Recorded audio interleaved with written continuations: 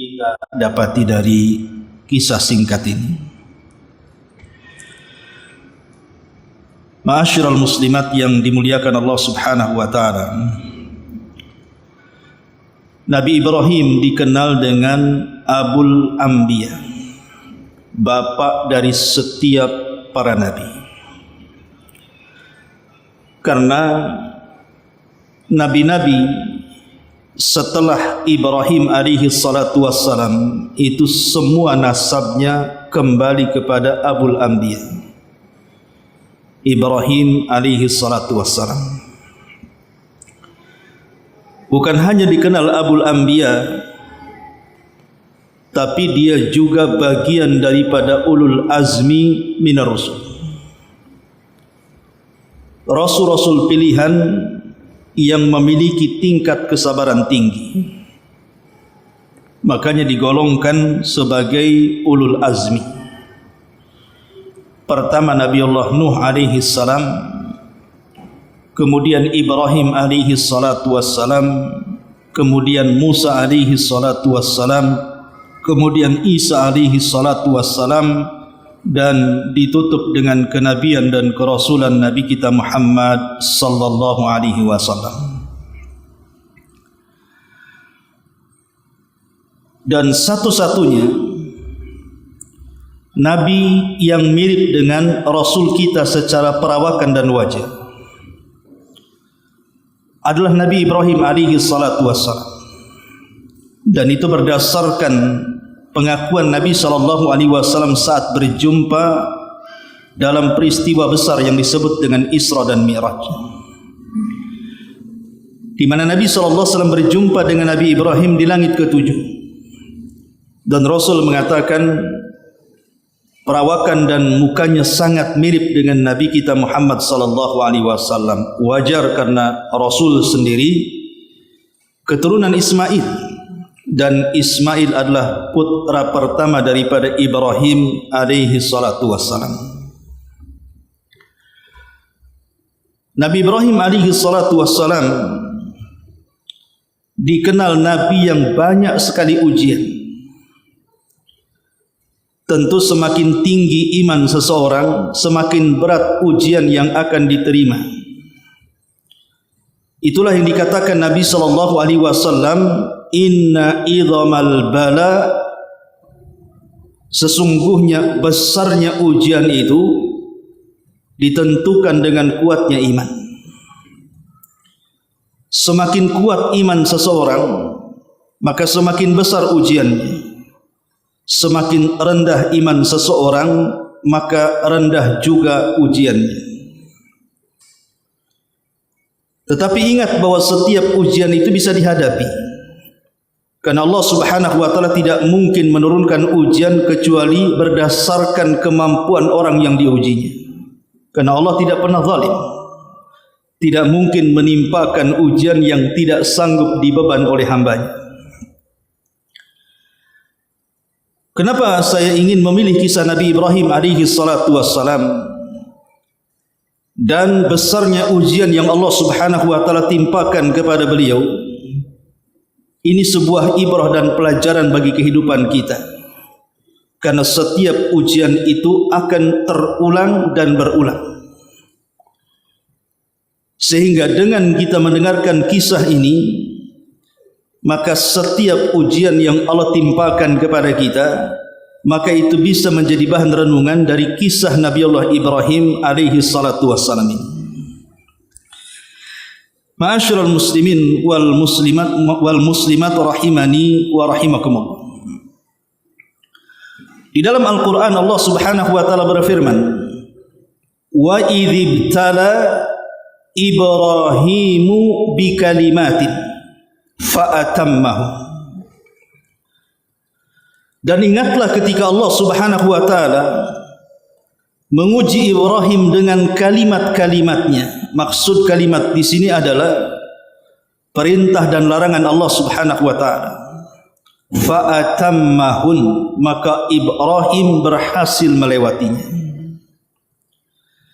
Lalu apa saja ujian yang Allah berikan kepada Nabi Allah Ibrahim alaihi salatu wasallam? Pertama, ketika beliau masih remaja. Ibrahim saat remaja dihadapkan dengan raja zalim sezalim-zalimnya, bawahan daripada Namrud, penguasa dunia. Sejak kecil Ibrahim menuruti fitrah tauhidnya. Dia tidak suka dengan apapun yang disembah selain daripada Allah Subhanahu wa taala, termasuk sesembahan besar di kerajaannya. Sehingga satu hari raja ini mengadakan pesta raya, di mana seluruh rakyat harus kumpul di depan kerajaan dan merayakan pesta meriah saat itu. Ayahanda Ibrahim alaihi salatu wassalam Azar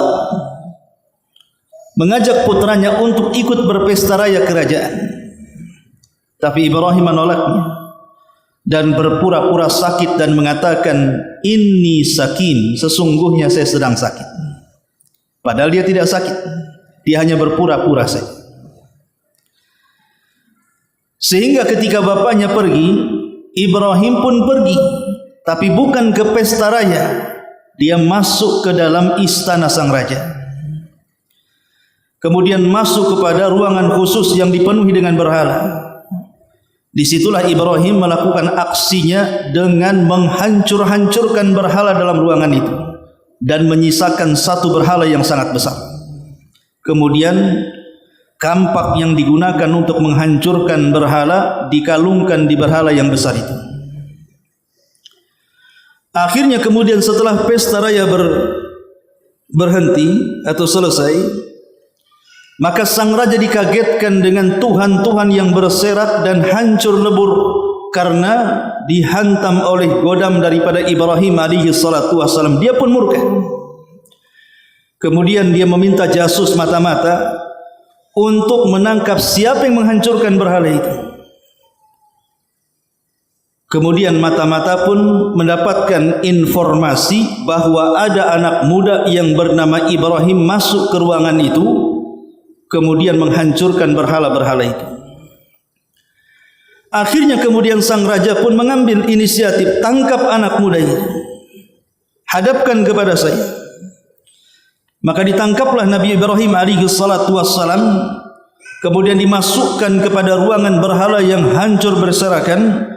Kemudian mulai menginterogasi dan mengatakan, a anta fa'alta bi alihatina ya Ibrahim, apakah engkau yang melakukan ini wahai Ibrahim terhadap berhala-berhala kami?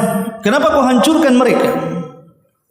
Sebenarnya niat Ibrahim bukan menghancurkan berhala, karena berhala yang hancur itu sebentar saja bisa dibuat, apalagi ayahnya seorang pembuat berhala.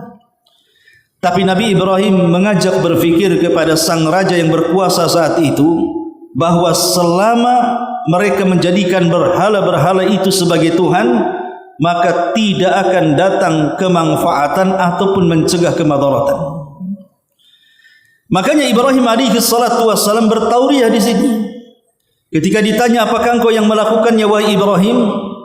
Maka Ibrahim kemudian menunjuk patung yang sangat besar dan mengatakan, bahkan patung yang sangat besar itulah yang melakukannya. Tetapi sang raja tidak konyol. Dia tahu bahwa berhala itu tidak mungkin bergerak, apalagi menghancurkan berhala-berhala kecil. Sehingga dia mengatakan kepada Ibrahim dan mengatakan, ya Ibrahim, bagaimana aku akan menginterogasi patung yang besar itu sementara mereka tidak bisa bicara? Bagaimana caranya? Sebenarnya kalimat sang raja sudah menghilangkan hujah terkuat mereka. Maknanya kalau berhala itu tidak bisa bicara, berarti tidak bisa mendengar. Kalau tidak bisa mendengar, macam mana akan mengabulkan? Tetapi karena hawa nafsu yang menguasai sang raja, dia pun kemudian berinisiatif untuk mengeksekusi Nabi Ibrahim alaihi salatu wassalam. Tidak bisa membantah hujah yang sangat kuat, maka dia pun membuat kekuatan untuk menghancurkan sang pemilik hujah. Inilah yang terjadi di masyarakat.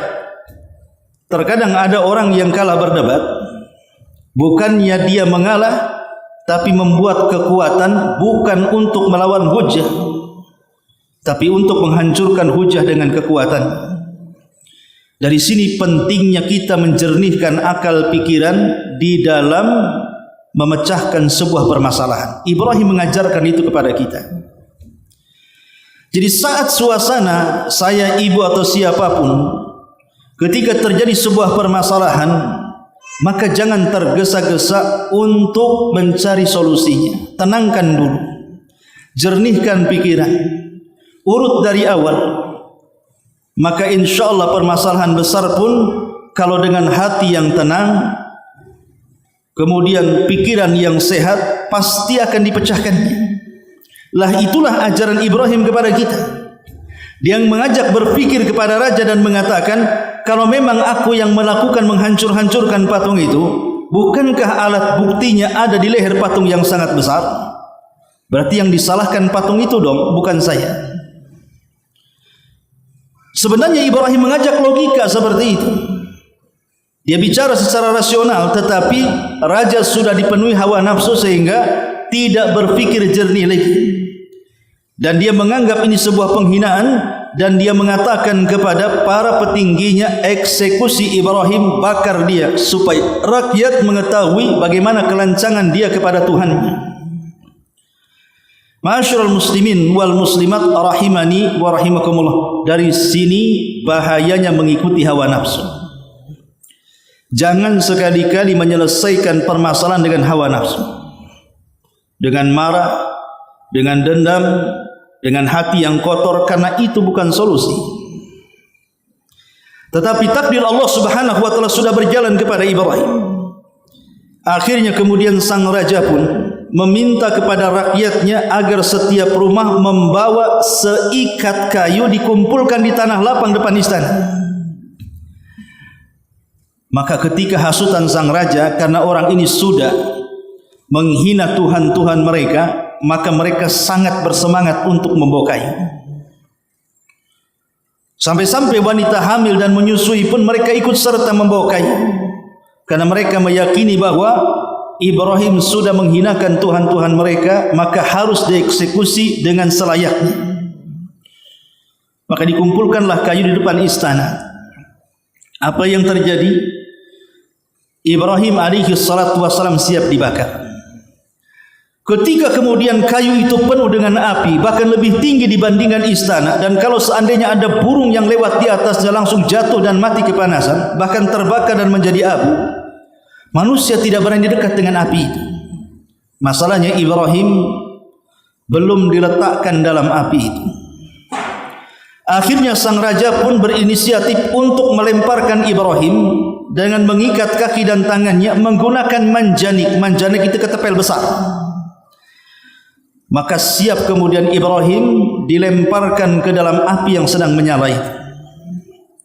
Saat Ibrahim melayang dan hampir menyentuh api itu, maka para malaikat datang kemudian menawarkan bantuannya, mulai daripada Jibril, Mikail, sampai kepada malaikat-malaikat yang lainnya menawarkan kepada Ibrahim untuk menolongnya. Ada yang menjanjikan untuk menurunkan hujan supaya memadamkan, ada yang berjanji untuk mendatangkan bencana dan begitu seterusnya. Tapi Nabi Ibrahim alaihi salatu wassalam menolaknya dan mengatakan, amma ilaikum fala wa amma ilallahi fabala. Kata Nabi Ibrahim di tengah-tengah melayangnya dia ke dekat api, Ibrahim mengatakan kepada para malaikat yang hendak menolongnya dan mengatakan, adapun aku harus meminta pertolongan kepada kalian wahai para malaikat, maka aku tidak akan lakukan. Tapi kalau kalian memerintahkan aku untuk meminta kepada Allah Subhanahu wa taala pertolongan, maka pasti aku akan lakukan. Disinilah Nabi Ibrahim mengucapkan kalimat yang pernah diucapkan Nabi saat kesulitan. Apa itu? Nabi Ibrahim mengatakan, hasbunallah wa ni'mal wakil, ni'mal maula wa ni'man nasir. Hasbunallah wa ni'mal wakil. Cukuplah bagi kami, kata Ibrahim, Allah sebagai pelindungku. dan dialah sebaik-baik pelindung, dan dia pula sebaik-baik penolong. Maka saat Ibrahim mengucapkan kalimat itu, tiba-tiba Allah Subhanahu wa taala mengilhamkan sebagai wahyu kepada Ibrahim untuk mengatakan, "Qul ya naru kuni bardan wa salaman ala Ibrahim." Katakan wahai Ibrahim, "Qul ya nar, wahai api." "Qul ya nar, bardan, jadilah kau dingin. Wa salaman, selamatkan Ibrahim alaihi salatu wassalam." Subhanallah, terjadi keajaiban. Api itu menjadi dingin, bahkan tidak terasa panas sedikit pun, bahkan tidak membakar Ibrahim satu helai rambut pun dalam badannya. Dan ini keajaiban yang merupakan mukjizat seorang nabi. Dari sini kita tahu bahwa kalau Allah Subhanahu wa taala sudah memberikan pertolongan kepada kita, maka serumit apapun masalah pasti bisa diselesaikannya. Makanya kenapa dalam Islam, ibu kalau hendak melakukan aktivitas sesuatu, jangan lupa membaca basmalah. Ibu melangkahkan kaki ke pasar, baca basmalah. Ibu naik kendaraan, baca basmalah. Ibu mau masak, baca basmalah. Ibu mau ke rumah kawan, baca basmalah. Ibu mau rewang, baca basmalah. Apapun aktivitas yang ibu lakukan, bacalah basmalah. Kenapa? Karena dalam basmalah itu ada ba. Dalam permulaan bismillah. Kenapa di situ ditaruh ba? Dengan menyebut nama Allah. Ulama bahasa mengatakan bahwa ba dalam bismillah itu memiliki dua makna. Pertama, tabarrukan, bismillahi azza wa jal, meminta berkah dengan menyebut nama Allah dalam setiap aktivitas. Yang kedua, isti'anatan lillah. Ba itu juga mengandung faedah bahwa aktivitas yang kita lakukan semuanya tidak terlepas dari pertolongan Allah Subhanahu wa taala. Makanya sering saya ulang-ulang, Bu, masalah besar apapun, kalau ibu melibatkan Allah untuk menyelesaikannya, maka masalah besar itu pasti bisa diuraikan seutas demi seutas. Tapi masalah kecil sekalipun, kalau Allah tidak ikut serta menolong ibu, maka selamanya masalah itu tidak akan mungkin dipecahkan. Itulah pentingnya kita dalam setiap masalah itu membaca basmalah, supaya kita mendapatkan pertolongan Allah. Artinya Allah menolong dalam setiap masalah kita. Dan lebih daripada itu, supaya kita dapat berkah. Contoh umpamanya, seorang yang bekerja sebagai sopir taksi, seorang nelayan, gojek, seorang pedagang es, pedagang bubur, pedagang apalah, tahu tek-tek atau apa gitu ya, sebutkan dagangan apapun. Kalau dia saat keluar melakukan pekerjaan itu, keluar dari rumah membaca basmalah dengan sebuah keyakinan, ingat, bukan dalam rangka coba-coba, tetapi harus ada keyakinan, karena setiap masalah itu harus dipenuhi dengan keyakinan. Yakin kalau hari ini Allah akan menolong saya, yakin kalau hari ini Allah akan melimpahkan berkahnya kepada saya. Bismillah, keluar. Sekalipun cuaca tidak baik dan tidak bersahabat, anggaplah mungkin hujan lebat. Orang jual es ketika hujan lebat akan sulit dijual. Kenapa? Hujan air, dia jualan air, air menumpuk dengan hujan, macam mau laku? Boleh jadi mungkin lakunya tidak banyak. Mungkin yang biasa satu hari mendapatkan 100-200 ribu karena hujan deras, mungkin yang membeli 1-2 orang hanya mendapatkan 20-30 ribu. Tapi ingat, 20 ribu yang dihasilkan dengan membaca basmalah itu lebih baik daripada 300 ribu tanpa mengucap basmalah. Kenapa demikian, Bu? Karena dia mendapatkan 30 ribu dengan baca basmalah, 30 ribu tidak diberkahi. Tapi 300 ribu tanpa baca basmalah, 300 ribu itu tidak diberkahi. Dan ingat bahwa berkah itu sedikit bisa cukup, kalau tidak berkah banyak tidak akan cukup. Terkadang kita ini di luar logika, ada orang yang jualannya pas-pasan, gajinya pun mungkin tak seberapa, tapi subhanallah diberkahi hidupnya, anak-anaknya baik sama orang tuanya. Terkadang sebagian mereka bisa menyekolahkan, terkadang anaknya berbudi pekerti dan birrul walidain, tidak masalah dengan orang tuanya, menyenangkan orang tuanya. Tapi ada yang gajinya bukan hanya puluhan ribu, bahkan puluhan juta, bahkan ratusan juta. Anaknya kena narkoba, yang satu masuk penjara, yang satu ikut geng motor, yang satu kurang ajar dengan orang tuanya, yang satu buat masalah, dan begitu seterusnya. Sekarang milih yang mana? Milih yang diberkahi atau tidak diberkahi? Yang satu sehat kehidupannya, makannya asal-asalan karena memang tidak bisa membeli makanan yang enak, tapi sehat keluarganya. Ini yang si kaya ini asli sakit-sakitan saja, macam-macam penyakit, komplikasi lagi dalam tubuhnya. Lebih baik yang mana? Itulah pentingnya kenapa kita harus menggantungkan semua kepada Allah. Ibrahim mengajarkan ini dengan mengutakan hasbunallah wa ni'mal wakil. Persis seperti ucapan Nabi saat genting. Saat kekalahan Nabi SAW di Uhud, pasukan kaum muslimin kocar kacir tunggang langgang. Dan orang-orang kafir dipimpin Abi Sufyan berhasil memukul mundur dengan mudah kaum muslimin. Sehingga kaum muslimin 70 orang yang mati syahid di Uhud, dan sebagiannya lari dalam pertempuran, dan sebagiannya lagi melindungi Rasul yang terluka sehingga gerhamnya retak dan pipinya terkena luka. Sampai ketika Abi Sufyan melihat kesempatan kekalahan kaum muslimin, dia pun berencana untuk menyerang Madinah. Dia pun membuat isu bahwa akan ada tentara yang jauh lebih besar daripada tentara Uhud yang mengalahkan kaum muslimin untuk menyerang Madinah. Maka datanglah utusan kepada Nabi SAW dan mengatakan, wahai Rasul, pasukan Quraisy mereka akan datang jauh lebih banyak dibandingkan pasukan Uhud. Bagaimana? Apa yang kita harus lakukan? Maka Nabi SAW teringat dengan perkataan Ibrahim saat dilempar ke dalam api. Rasul mengatakan hasbunallah wa ni'mal wakil, ni'mal maula wa ni'man nasir. Cukuplah Allah sebagai pelindung kami, karena dia zat yang terbaik dalam memberikan perlindungan dan pertolongan. Ketika sahabat mendengar ucapan itu, serentak mereka mengikuti ucapan Rasul. Apa yang terjadi? Fazaduhum imanan. Tiba-tiba iman mereka bertambah dan mereka siap tempur seolah-olah mereka tidak pernah kalah. Ketika melihat para sahabat yang justru lebih ganas dan lebih bergerak lagi untuk menyerang, pasukan musuh akhirnya mundur. Padahal mereka baru saja mengalami kekalahan dan baru saja mereka memenangkan peperangan. Kalau mereka seandainya mau menyerbu pun, kekuatan kaum muslimin sudah lemah.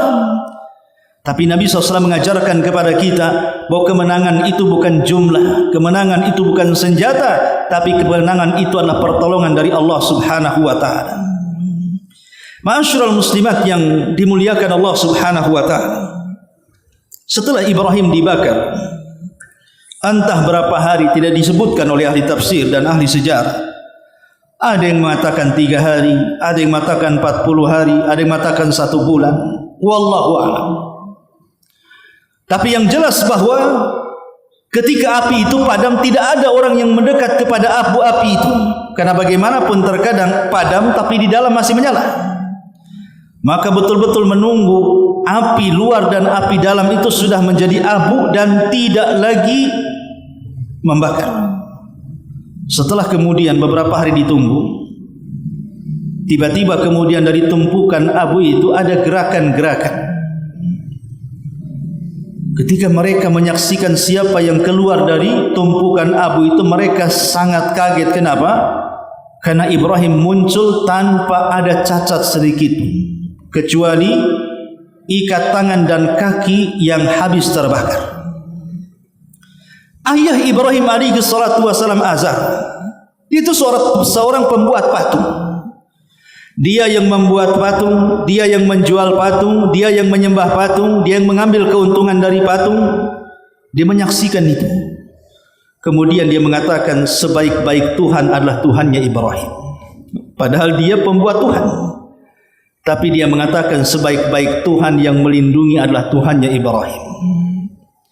Tapi ini hanya keluar di lisan saja. Selamanya Azar tidak pernah beriman kepada ayahnya. baru menyesal azar itu kelak pada hari kiamat ketika dia hendak dimasukkan ke dalam neraka. Dia melakukan dialog dengan Ibrahim dan mengatakan, kata Ibrahim, bukankah sudah kukatakan, wahai ayahku, kalau engkau mengikutiku kau akan selamat.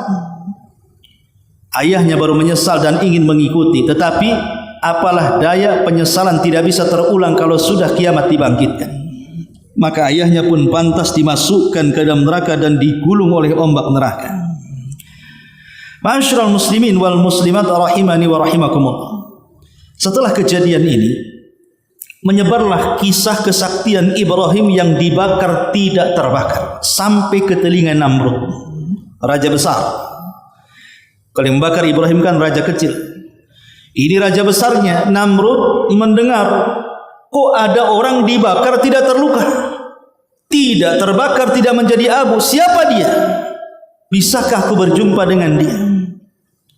Akhirnya berjumpalah kemudian Nabi Ibrahim alaihi salatu wassalam dengan raja penguasa dunia. Setelah berjumpa, disitulah terjadi dialog antara Nabi Ibrahim alaihi salatu wassalam dengan Namrud. Apa dialognya? Ma'asyiral muslimat yang dimuliakan Allah subhanahu wa ta'ala, Namrud ini kita tahu bahwa dia adalah satu di antara penguasa dunia yang disebutkan oleh Imam Mujahid. Kata Imam Mujahid, di dunia ini ada 4 orang yang pernah menguasai dunia, 2 mukmin dan 2 kafir. Adapun yang mukmin, Nabi Allah Sulaiman alaihi salatu wassalam dan Raja Dzulqarnain yang disebutkan dalam surah Al-Kahfi. Adapun dari kalangan kafir, pertama Bukhtun Nasr yang pernah menghancurkan Palestina dan merobohkan bangunan sampai ke para-parapnya, kemudian menjadikan budak wanita dan anak-anak dan membunuh laki-laki Yahudi. Dan yang kedua Namrud, penguasa yang pernah berkuasa di zaman Nabi Ibrahim alaihi salatu wassalam.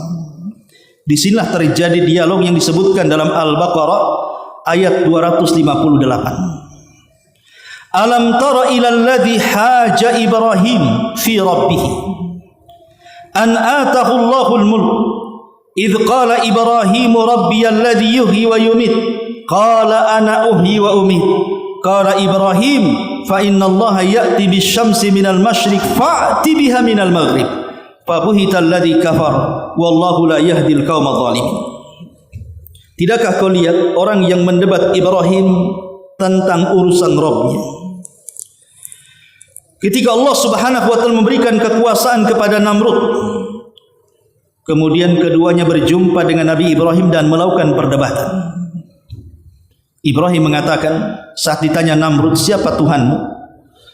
Maka Ibrahim mengatakan, Tuhanku adalah zat yang menghidupkan dan mematikan. Kata Namrud, hanya itu? Kalau itu saja aku juga bisa. Ana uhyi wa umit, saya juga bisa mematikan dan saya juga bisa menghidupkan. Kemudian Namrud membawa 2 pesakitan dari ruang tahanan, satu dibunuh, satu dibebaskan. Kata Namrud, lihat, aku bisa mematikan seseorang, aku bisa menghidupkan seseorang, karena yang satu dibunuh mati, yang satunya dibiarkan akhirnya hidup. Nabi Ibrahim sebenarnya sudah tahu itu akal-akalan, bukan itu yang dimaksud. Tapi karena ini urusan darah, Ibrahim tidak mau mendebat tadi. Sebab kalau Ibrahim mendebat dalam masalah ini dan mengatakan bukan itu maksudnya, satu orang kau bunuh, satu orang kau hidupkan, satu orang kau bunuh, setelah kau bunuh kau hidupkan. Kalau Ibrahim mengatakan seperti ini, khawatir dia yang menjadi contoh. Bisa saja Namrud mengatakan, baik engkau yang kubunuh, nanti kuhidupkan kembali. Ibrahim tidak mau mendekati soal darah. Makanya Ibrahim membuat pertanyaan lain dan mengatakan, baik, kalau yang satu itu kau bisa menang, bisa menghidupkan dan mematikan. Sekarang Rabbku, kata Ibrahim, bisa mendatangkan matahari dari arah timur dan menenggelamkan ke arah barat. Sekarang kau balik, terbitkan matahari dari arah barat, tenggelamkan ke arah timur. Siapa yang bisa menerbitkan matahari kecuali Allah? Maka Namrud terdiam. Fabuhital ladzi kafar. Orang kafir ini terdiam. Tidak ada yang sanggup memindahkan terbitnya matahari kecuali Allah Subhanahu wa taala. Allah mampu menerbitkan matahari dari arah timur, dan Allah juga mampu menerbitkan matahari dari arah barat kelak pada hari kiamat. Ma'asyiral muslimin yang dimuliakan Allah Azza wa Jalla, sejak kejadian itulah maka Namrud tidak bisa mendebat logika Ibrahim. Akhirnya Ibrahim pun dibebaskan dari istana. Ibrahim terpikir kalau terus dia berada di Babylon, di Irak sana, selamanya dia tidak akan berhasil untuk menyebarkan dakwah tauhid. Karena memang Namrud sangat kuat, raja-raja kecil di bawahnya sangat kuat, kemudian keyakinan mereka terhadap berhala juga sangat kuat. Nampaknya Nabi Ibrahim tidak bisa berdakwah tauhid di Babylon, Irak ini.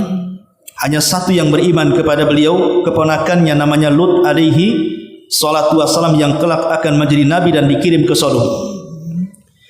Maka Ibrahim pun mengajak keponakannya untuk hijrah dari Irak ke Haran. Masih Irak juga, tapi daerah Haran namanya. Di Haran inilah Nabi Ibrahim melihat anak-anak muda sesembahannya berbeda. Kalau di Babylon yang disembah adalah berhala-berhala, kalau di Haran ini berbeda pula. Sebagian mereka ada yang menyembah bulan, sebagian mereka ada yang menyembah matahari, sebagian mereka ada yang menyembah bintang. Makanya kemudian Nabi Ibrahim alaihi salatu wassalam berusaha untuk menghilangkan logika itu. Dengan cara apa? Melakukan dialog seolah-olah Ibrahim mempercayai Tuhan mereka. Kemudian mulailah Ibrahim berjumpa dengan anak-anak muda yang berkumpul, para penyembah bintang, dan mengatakan kepada mereka bahwa bintang-bintang itu adalah Tuhannya. Dan dia mengatakan, disebutkan di dalam Al-Quranul Karim tepat pada surah Al-An'am, surah Al-An'am ayat 77. Sebutkan dalam surah Al-An'am ayat 77. Allah Subhanahu wa taala berfirman, ataupun 76 afwan. Allah Subhanahu wa taala berfirman, "Falamma janna 'alaihi al-lail ra'a kaukaba." Ketika malam telah gelap, dia pun Ibrahim melihat sebuah bintang lalu berkata, "Hadza Rabbi." Jangan-jangan ini Tuhanku. Maka anak-anak muda, para penyembah bintang itu mengatakan, "Ho, ada anak baru yang baru mau bergabung dengan kami. Dia pun beriman dengan Tuhan kami, bahwa Tuhan kami adalah bintang-bintang itu." Mereka sudah bahagia, ada anggota masuk yang beriman dengan Tuhan mereka berupa bintang gemintang yang ada di langit. Maka mereka pun kemudian takjub dengan anak muda, maksudnya Ibrahim, dan mengajak ngobrol sampai pagi. Ketika pagi, secara otomatis bintang itu menghilang, karena bintang itu hanya muncul di malam hari. Makanya Ibrahim tiba-tiba mengatakan, "Falamma afala qala la uhibbul afilin." Tetapi tatkala bintang itu tenggelam, Ibrahim mengatakan, "Saya tidak suka Tuhan yang kadang muncul, kadang tenggelam." Mana Tuhan kadang-kadang muncul, kadang-kadang tenggelam, kadang-kadang muncul, kadang-kadang tenggelam? Ini Tuhan apa ini, katanya. Ibrahim mengatakan seperti itu supaya anak-anak muda yang menyembah bintang itu berpikir bahwa itu Tuhannya. Masa Tuhan seperti itu? Suka-suka muncul, suka-suka tenggelam. Akhirnya Ibrahim pun pergi. Kemudian mulai mendatangi anak-anak muda yang menyembah bulan, lebih besar daripada bintang cahayanya. Makanya Allah mengatakan, "Falamma ra'al qamara bazighan qala hadha rabbi, falamma afala qala la illam yahdini rabbi la akunanna minal qaumi zalim." Kemudian tatkala Ibrahim melihat bulan terbit dan mengatakan, "Ini Tuhanku," katanya. Maka anak-anak muda yang menyembah bulan, mereka senang ada anggota baru yang ingin beriman dengan keyakinan mereka menyembah bulan. Tapi bulan ini juga sama dengan bintang, dia akan pergi dan akan muncul. Maka saat pergi kemudian Ibrahim mengatakan di hadapan anak-anak muda penyembah bulan itu, "Sesungguhnya jika Tuhanku tidak memberikan petunjuk kepadaku, pastilah aku termasuk orang-orang yang sesat." Masa Tuhan seperti itu? Masa sama dengan bintang muncul dan tenggelam? Maka Ibrahim meninggalkan anak-anak muda itu supaya berpikir. Kemudian Ibrahim datang kepada anak-anak muda yang lain yang menyembah matahari. Kemudian Ibrahim bergabung dengan mereka dan mengatakan, falamma ra'a asy-syamsa bazighatan qala hadza rabbi hadza akbar, katanya. Kemudian tatkala dia melihat matahari terbit, dia berkata, inilah Tuhanku, ini lebih besar dibandingkan bintang dan bulan. Falamma afalat qala ya qaumi inni bari'um mimma tusyrikun. Ketika Ibrahim pun berkumpul sampai sore hari, matahari pun tenggelam dan tidak terlihat lagi, maka Ibrahim mengatakan, hei kaumku, sesungguhnya aku berlepas diri dari apa yang kalian persekutukan dengan Allah. Aku tidak akan menyembah bintang, aku tidak akan menyembah bulan, apalagi menyembah matahari. Ibrahim ingin mengajak berfikir, tapi masalahnya kisah Nabi Ibrahim tentang pertemuan dengan anak-anak muda penyembah bintang, bulan dan matahari ini disalahpahami oleh sebagian kelompok sesat di negeri kita ini. Dulu saya masih ingat, waktu itu tahun berapa ya, baru lulus dari pesantren, ya sekitar 25 tahun yang silam lah, baru lulus dari pesantren tahun berapa itu, 97 saat moneter kalau nggak salah. Ya. Saya berjumpa dengan satu ormas, saya tidak sebutkan ormas. Ormas ini terlarang oleh pemerintah hari ini.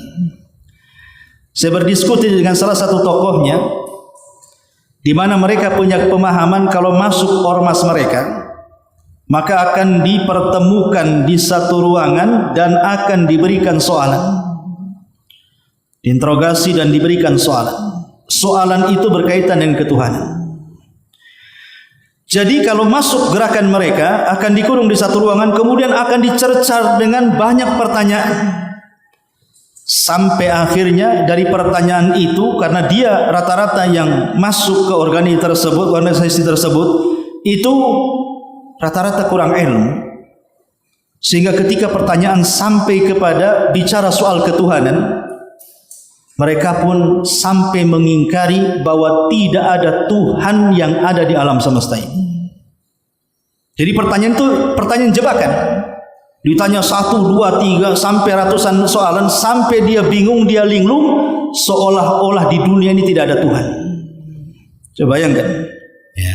Cerdasnya organisasi ini mencuci otak anak-anak muda, putra-putri di zaman itu, sampai kemudian dibuat soalan yang soalan itu mempengaruhi jiwa dan akal mereka, sampai ke taraf mereka sudah tidak kenal siapa Tuhannya dan mengatakan di alam semesta ini tidak ada Tuhan.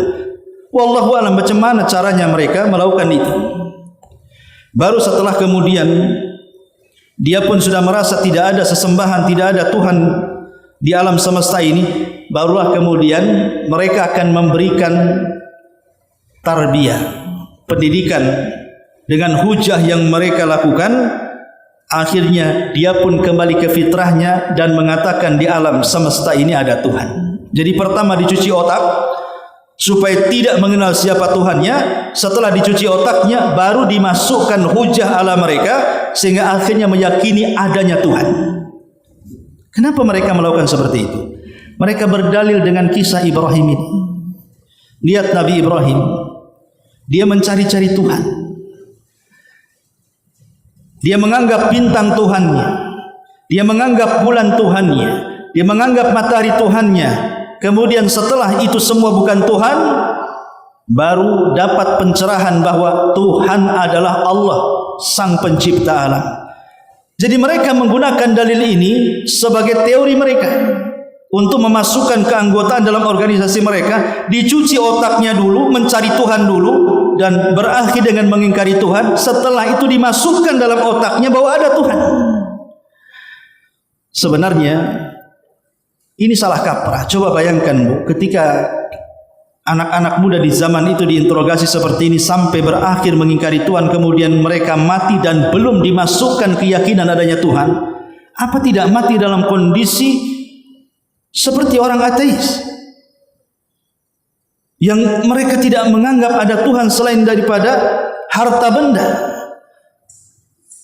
Iya, kalau seandainya masih hidup dan sempat kemudian dicaci otak, atau mungkin saat dicuci otak akhirnya tidak masuk hujahnya dan dia terus bingung mencari-cari siapa Tuhan, siapa yang bertanggung jawab?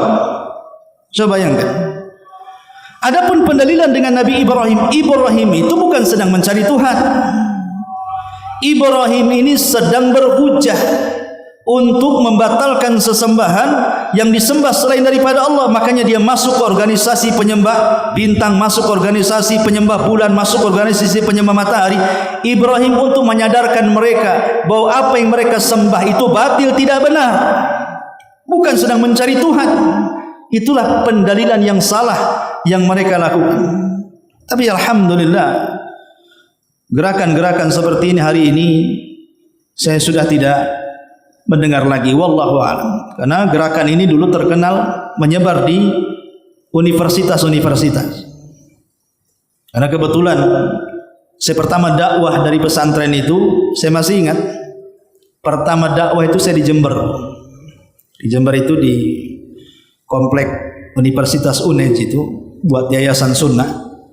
Disitulah banyak terjadi dialog karena banyak organisasi ya, dan para pengikut sunnah di zaman itu hanya berkembang di universitas, belum sampai ke perkotaan, pedesaan, sehingga lingkupnya hanya sekitar universitas saja. Tapi dari situ melahirkan orang-orang cerdas kan. Taulah universitas otaknya cerdas-cerdas anak-anaknya, sehingga mudah dibina. Dan dakwah kita ini dakwah rasional, sesuai dengan dalil, dan dalil yang sahih tidak mungkin bertentangan dengan akal yang sehat. Ya. Ma'asyiral muslimat yang dimuliakan Allah Subhanahu wa taala. Baik, kita kembali. Jadi saat Ibrahim alaihi salatu diharam, disilah dia menikah dengan seorang wanita namanya Sarah. Kemudian di Haran pun dia tidak bisa mengembangkan dakwahnya. Mulailah kemudian Nabi Ibrahim setelah menikah dengan Sarah mengajak keponakannya Lut untuk hijrah ke mana? Ke Palestina. Tapi ketika itu Palestina sedang kekeringan, sehingga susah untuk mencari ekonomi, sehingga Ibrahim dan juga keluarganya tidak bertahan lama di Palestina, akhirnya hijrah lagi. Kala itu Mesir adalah negara yang sangat makmur di zaman Nabi Ibrahim dibandingkan Palestina. Dan Palestina dengan Mesir itu kan hanya dipisah dengan jalur Gaza, sehingga melintas mudah. Ibrahim pun hijrah ke Mesir. Di Mesirlah Ibrahim bertahan lama. Dia berhasil membuka peternakan, pertanian dan begitu seterusnya, sehingga hidupnya berkecukupan. Masalahnya di Mesir ketika itu rajanya aneh. Ada keanehan seksual. Jadi rajanya ini punya penyakit aneh soal seksual. Jadi dia buat aturan, kalau ada rakyatnya yang memiliki istri cantik, maka suaminya dibunuh, istrinya akan dibawa ke istana untuk menjadi selir. Siapapun. Coba bayangkan Bu, kalau ada istrinya cantik, suaminya dibunuh, istrinya dijadikan selir. Ini kan aneh. Jadi rakyatnya itu tidak boleh punya istri yang cantik. Setampan apapun istrinya harus jelek katanya. Kan kasihan Bu yang tampang-tampang cakep itu. Dikasih istri yang hitam, legam, pesek, jelek, bau, nggak mungkin kan itu. Tapi itulah sang raja, punya kanan seksual dia. Lah Sarah ini wanita tercantik dunia. Dalam biografinya Sarah ini wanita tercantik dunia, mewarisi separuh kecantikan Hawa, sebagaimana Nabi Yusuf mewarisi separuh ketampanan Adam. Makanya selalu ditutup mukanya supaya tidak menjadi fitnah. Satu hari cadarnya terbuka.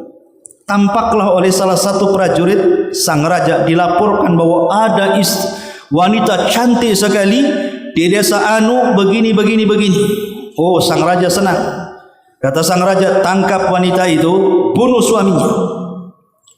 Ketika Ibrahim, karena dia seorang nabi, pasti ada wahyu memberitakan. Maka Ibrahim mengatakan kepada istrinya, istriku, sebentar lagi ada yang akan menculik dan menangkapmu. Kalau seandainya kau tanya soal aku tidak bisa menyelamatkan kamu. Tapi satu hal, kalau mereka bertanya siapa diriku, jangan kau katakan aku suamimu. Kalau kau katakan aku suamimu, habislah aku. Kata istrinya, Sarah mengatakan, lalu apa yang harus aku katakan? Katakanlah bahwa laki-laki di sebelahku bukan suamiku tapi saudaraku. Dia adalah saudaraku. Ibrahim hendak berbohong, tapi ini bukan bohong, namanya tauriyah. Maksudnya saudara itu, maksud Ibrahim saudara seiman, saudara seislam. Maka dia mengatakan, katakan aku saudaramu, jangan katakan aku suamimu.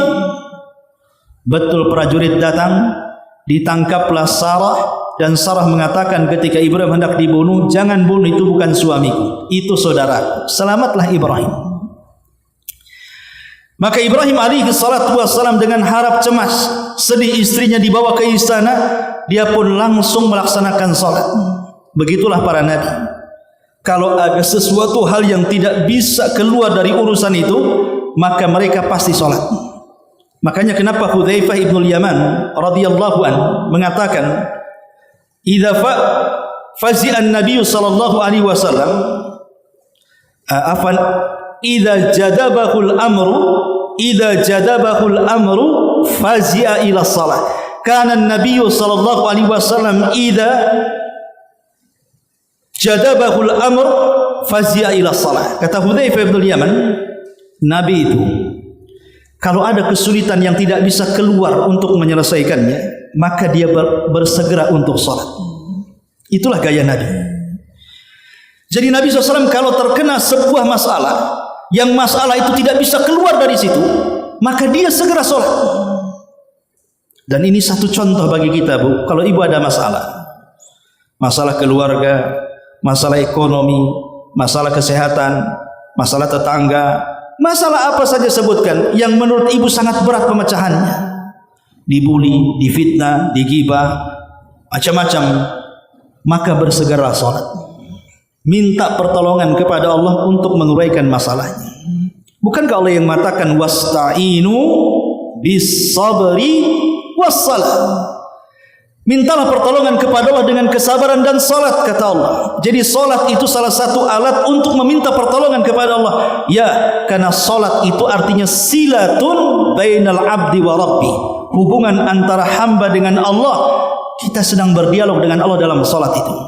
Terutama doa saat sujud, mintalah supaya persoalan kita diurai dan diselesaikan. Itu yang dilakukan Ibrahim saat ditangkap istrinya Sarah. Ketika Sarah ditangkap kemudian masuk ke dalam istana, sang raja melihat kecantikan luar biasa yang belum ada pada gadis-gadis Mesir sebelumnya.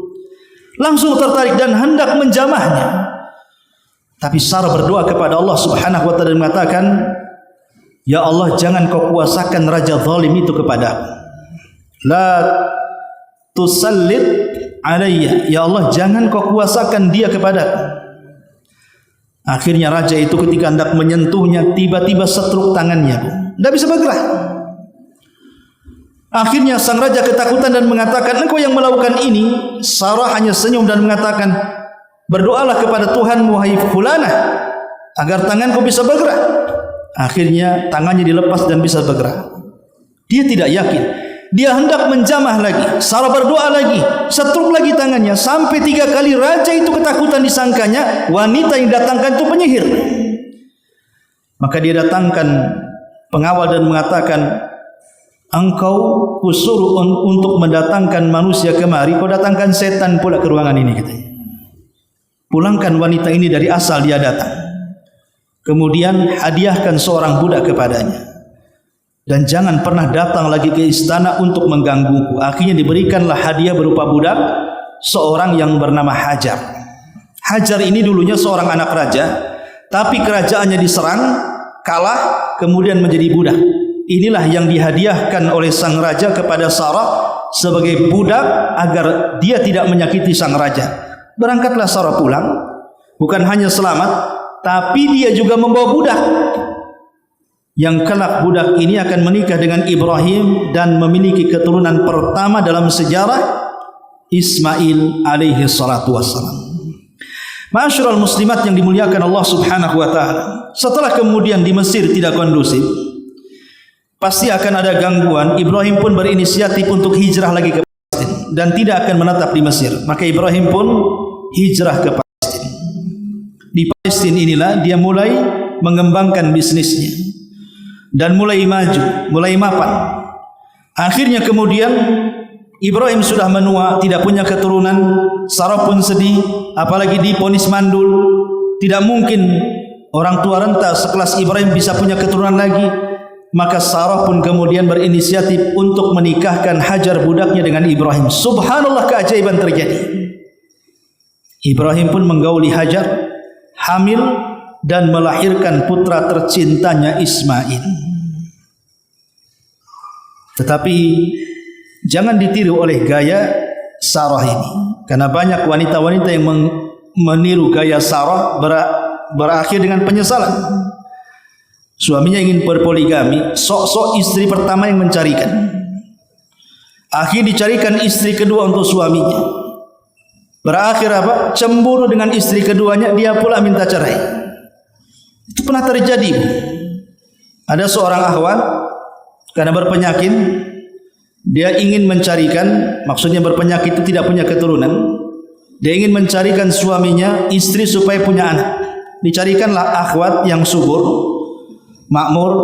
Akhirnya kemudian menikah dengan istri kedua karena dinikahkan atau dicarikan istri pertamanya. Setelah punya anak, suaminya lebih sayang dengan anaknya dan istri keduanya.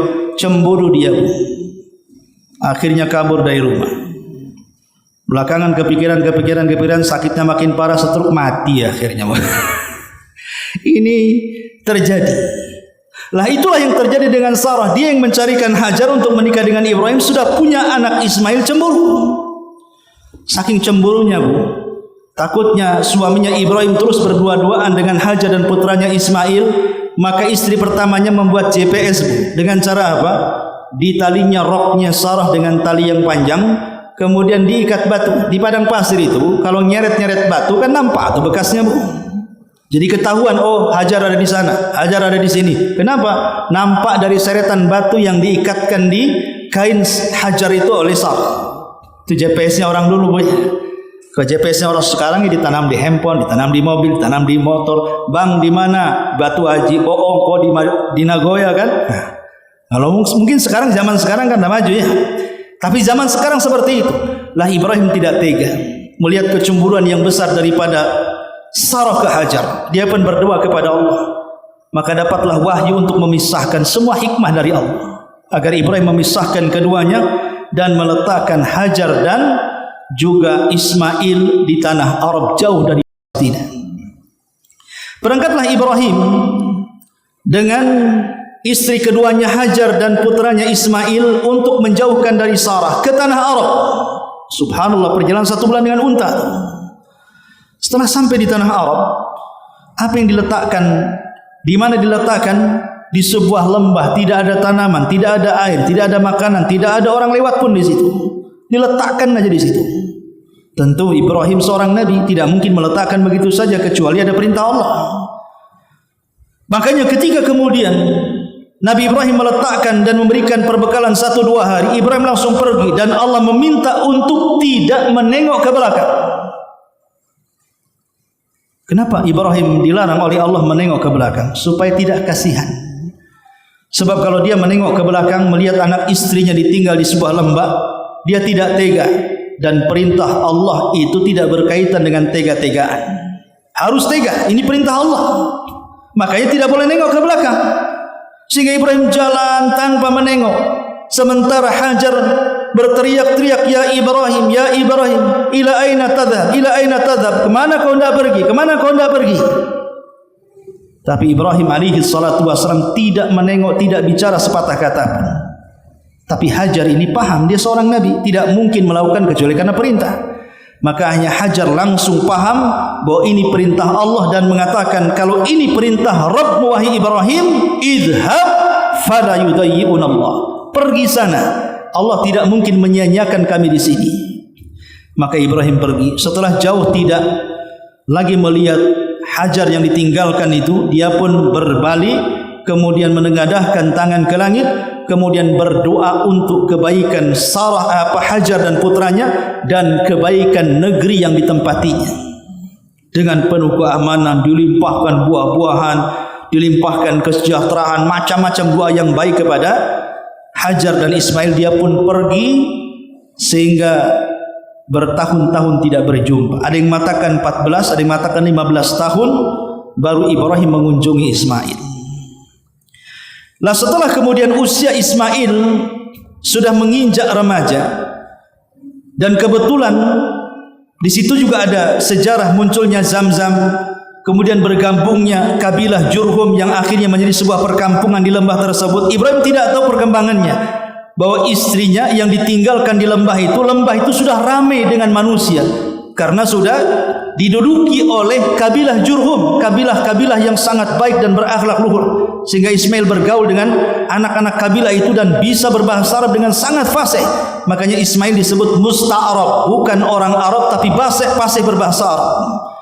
Makanya kemudian Ibrahim pun setelah 15 tahun ingin mengunjungi anak dan juga istrinya.